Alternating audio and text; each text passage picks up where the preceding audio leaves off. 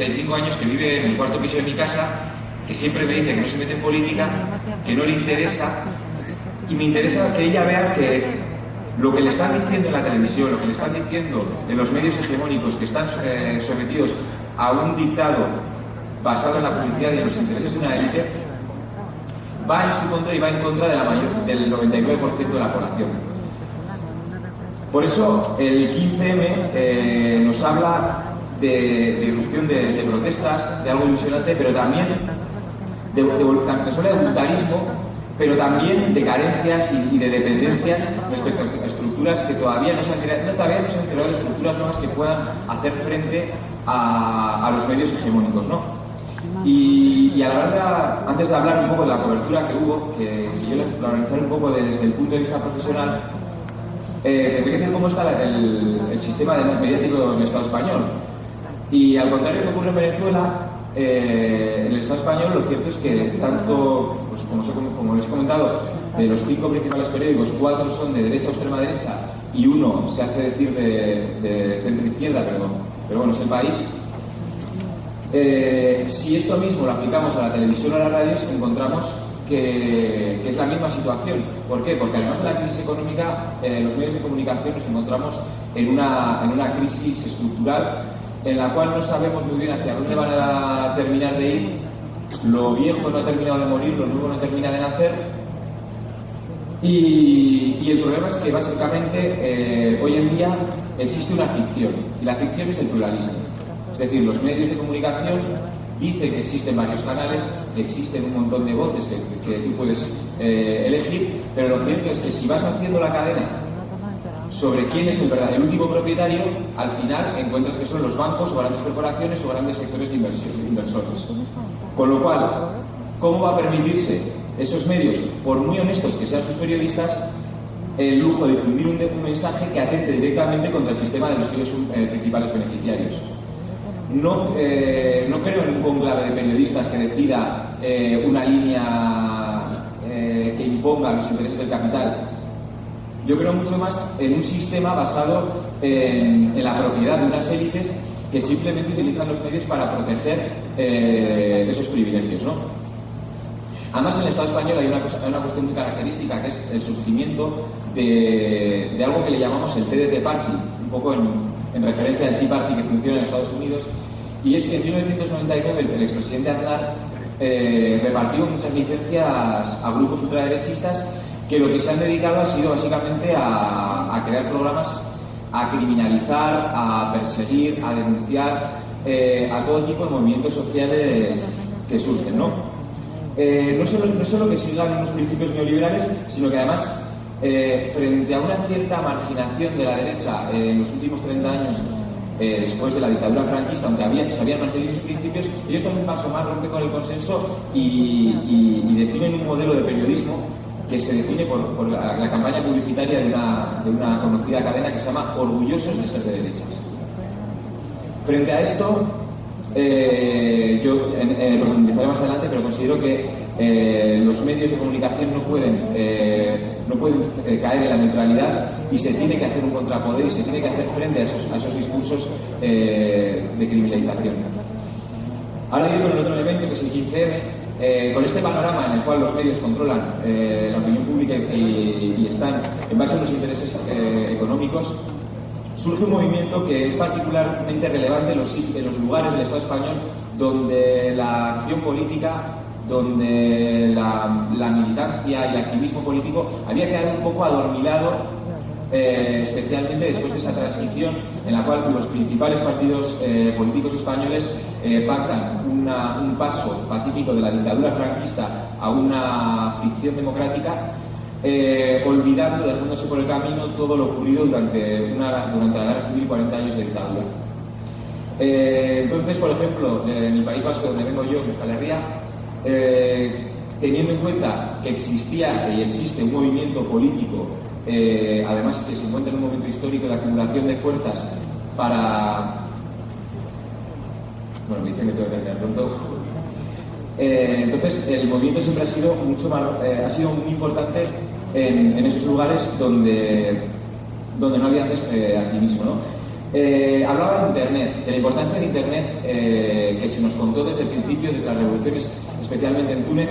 Y yo voy a contar una historia muy particular que me comentaban unos sindicalistas tunecinos de la UGTT, de la Unión General de Trabajadores Tunecinos, que contaban cómo ellos habían estado en huelga 2 años antes de que Mohamed Bouazizi se inmolase y iniciase la revuelta.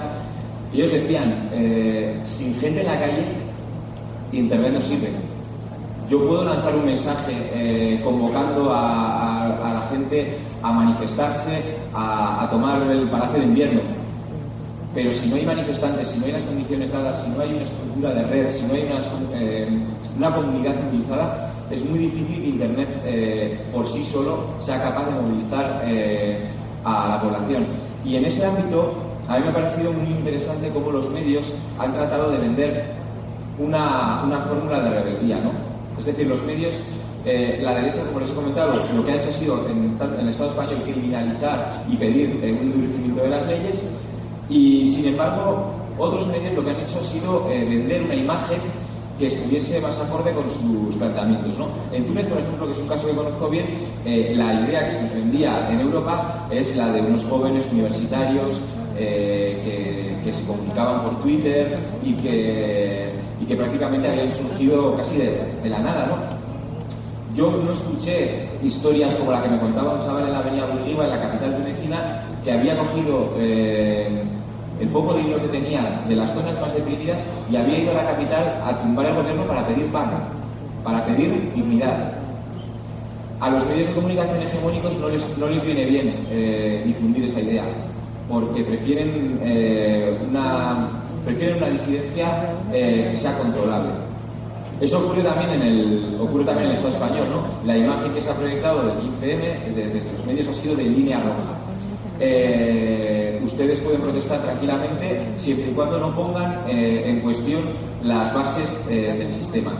En esto hay un ejemplo muy claro, y es a finales de junio, en Barcelona, el movimiento de indignados trató de bloquear el acceso al Parlamento catalán, que era donde se estaban aprobando los recortes sociales más importantes de la historia de Cataluña.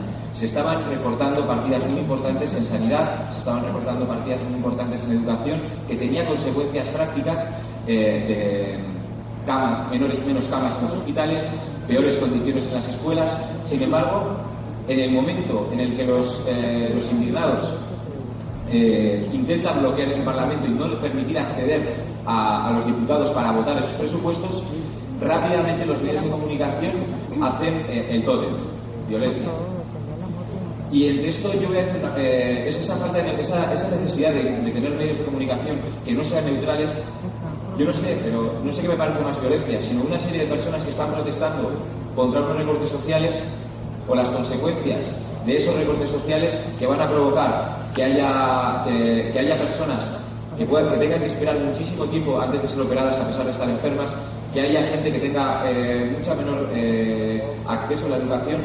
Y esto teniendo en cuenta un contexto europeo en el cual las élites, la famosa troika y las élites políticas y económicas han roto por completo esos pactos sociales que mal que bien se llevaban desde hace 5 décadas, pues es muy relevante. Porque, por ejemplo, hoy en día en el Estado español se está viviendo un proceso de recortes sociales sin precedentes, y lo relevante de los medios es que lo venden prácticamente como si fuese inevitable, ¿no? Entonces, ante esto, es muy importante, y vuelvo al mensaje del principio, generar medios de comunicación que den una imagen y que hagan un contexto. Y como dice una Aranzadi, un periodista vasco que le conozco bien, aquí se conozco bien y le puedo calificar de amigo, no hay que generar indiferencia o compasión, sino cólera, respuesta, indignación, ganas de cambiar lo injusto, porque hemos hecho nuestro trabajo como reporteros al señalar las raíces de los problemas, cueste lo que cueste y caiga quien caiga. Por desgracia, los medios de comunicación hegemónicos son expertos en generar sentimientos humanos tan nobles como la indignación o la rabia, ¿no? No podemos olvidar, por ejemplo, cómo con las revueltas árabes, algo que ha pasado en Europa, ha sido muy interesante, cómo los medios de comunicación siempre hablan de unas revueltas que no les afectan a ellos de una manera mejor, ¿no? Se utiliza Por ejemplo, el hecho de que comenzasen unas protestas en Libia generó las mentiras que se utilizaron para favorecer una intervención imperialista y criminal. Eso lo que hace es esa necesidad importante de crear medios alternativos. Y voy a terminar agradeciendo además a Telesur una cosa. Telesur, por ejemplo, ha comentado Ruth como unas manifestaciones que se celebraron en agosto. Todos estos medios de la ultraderecha que estaban silenciando las agresiones que estaban sufriendo las personas que se manifestaban, y curiosamente fue Telesur quien, a través de Telecar, que es una televisión comunitaria de un barrio de Vallecas, de un barrio de Madrid, se convirtió en la principal fuente de información para las personas que estaban en Madrid y que esas manifestaciones estaban siendo en su propia ciudad. Por eso termino diciendo que son importantes esos medios de comunicación hegemónicos de izquierdas que vendan, que expliquen a la sociedad y que expliquen desde la perspectiva de derechos humanos, de libertades democráticas y de justicia social. Y como dice Arnaldo Otegi, un preso político vasco encarcelado por defender la democracia y la soberanía del pueblo vasco, en todos los procesos no están exentos de contradicciones, pero lo importante es saber gestionarlas. Y yo considero que tenemos todos por ganar, con lo cual, muchas gracias.